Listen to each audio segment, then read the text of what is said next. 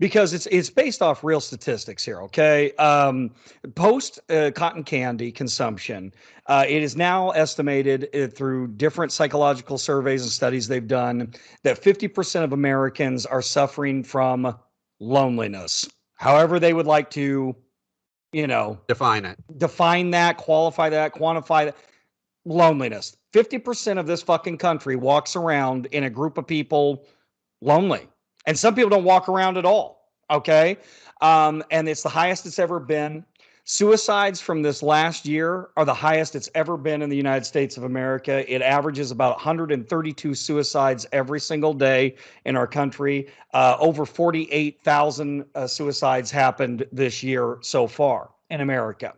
Um, there is a crisis of isolation and loneliness in our society. Now, Yes. we have never been more connected through social media and technology and texting and calling and podcasts and all the shit that we do. We've never been more connected in an informational way. We just haven't. I mean, you can talk to a relative, you can find an old friend, you can fucking do all. So we are connected more than we've ever been in that way, in a communication way, but Right. not in a physical one-on-one, I'm next to you way. And I think that there is something to be said. And I know that, Dave, you're very careful to be very specific about things when it comes to, well, everything. There's something that for everybody you have to find, it can't just be a blanket statement for everything. But the thing is that I think that's why I'm on the podcast. I think it is. I think that there is a lot of common sense in what Julian has highlighted here. I can tell you for a fact, I'm speaking for me. I can't stand people. I think that we've covered this on the show. Both Dave and I have said these words. One on one, no problem. Couple people in a room, no problem. But you put Jason with a group of people, and I may look like I'm happy, but I am not happy. Okay. And the thing is that I've always said it was a good thing for my career. What fake Jason did to make money for real Jason was hospitality and management and hospitality. I always Right. said it was a good idea for me to get into that. It was almost a blessing in a way if I believed in that shit, because it forced me to deal with the public. It forces me to put on a persona. It forces me to be around people, because otherwise I would have turned out like Ted Kaczynski or Obi-Wan Kenobi a long time ago. A Those are long two very fucking time different ago. people, but No, not to me.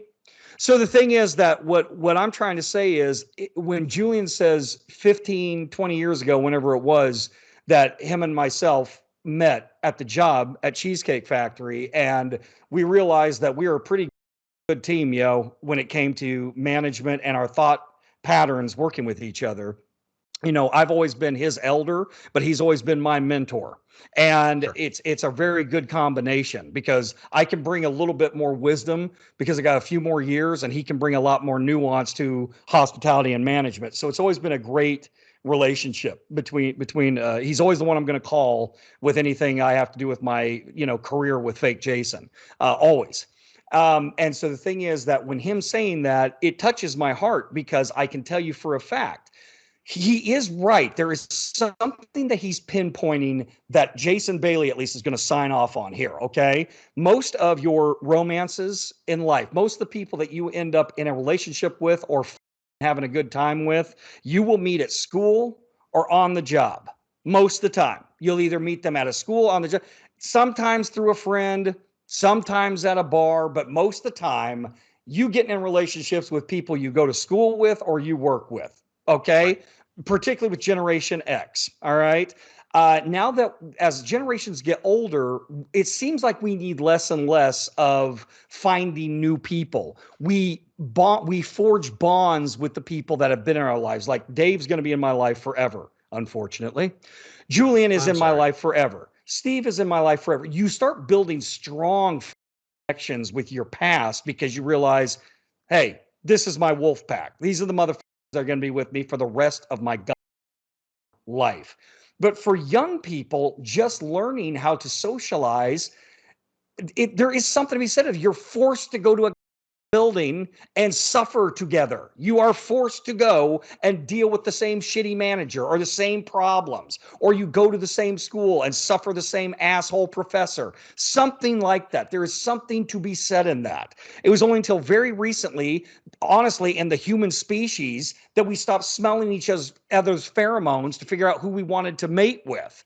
Okay. We started looking on Bumble or hit all these, you know, uh, dating websites that only show you a picture of somebody, and then you meet them and you realize, and you subconsciously don't know this, but their pheromones aren't matching with yours in mating. So you're like, this isn't going to work. It's a whole brand new thing. So when everyone's like, I'm lonely, I'm lonely, I'm lonely, 50% of Americans are lonely, and the suicide has gone off the rails. When everybody, I think what it is, Dave, I think people chose the freedom of their routine, the freedom to have their life the way they need to have it, because society has dictated childcare is impossible, working Right. is impossible with a relationship. It had to be chose that we need more flexibility and freedom to run our lives, and therefore we sacrifice social bonding. Social bonding is sometimes forced. Believe it or not, folks. Oh yeah. Sometimes it's forced upon you. And the I mean, thing high is that school, for Christ's sakes. there you go. And the relationships you have in high school and college are because your brain is still trying to figure out how to have a relationship, are some of the strongest you'll ever have in your life. When we were suffering together in Los Angeles, you, me, Cody, all of us out there, this is part of the reason we bonded so strongly, because you don't have family in LA. Your friends are your family in LA. That becomes your brothers and sisters. You're suffering together. You'll meet each other on a shitty set where you're doing background work for no money. Some shit, that's how it works. You're forced to be with each other in a shit situation.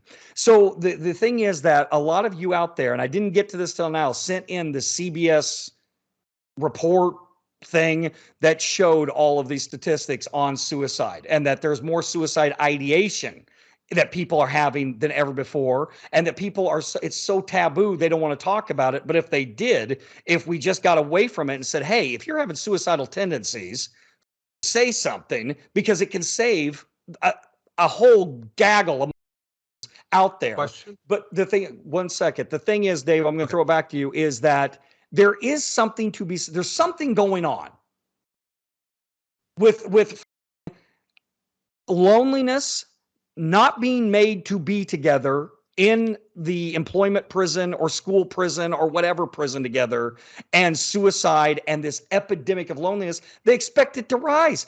This year it's 50%. What about next year? What about 5 years from now? How much further are we going to go before humans are just these little pod robots in their homes where they don't see anyone, they don't meet anybody, they don't greet anybody, they don't.